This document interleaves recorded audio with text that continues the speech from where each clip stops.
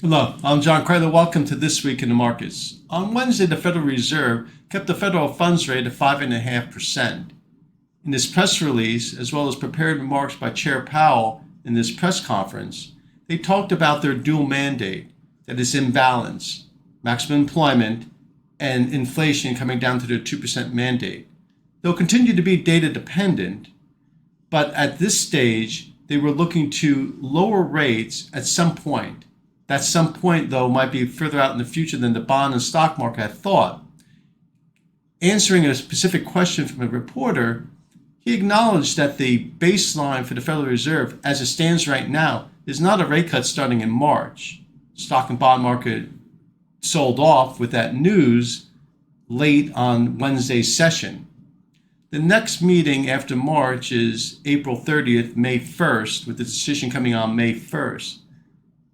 Until that time, there are plenty of inflation reports, CPI, as well as monthly jobs report for the Federal Reserve to digest.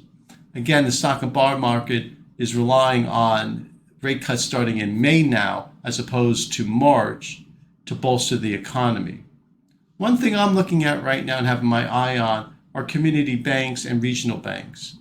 One bank, New York Community Bank, had bought the assets and deposits of a struggling Signature Bank that was going through failure during the crisis last year.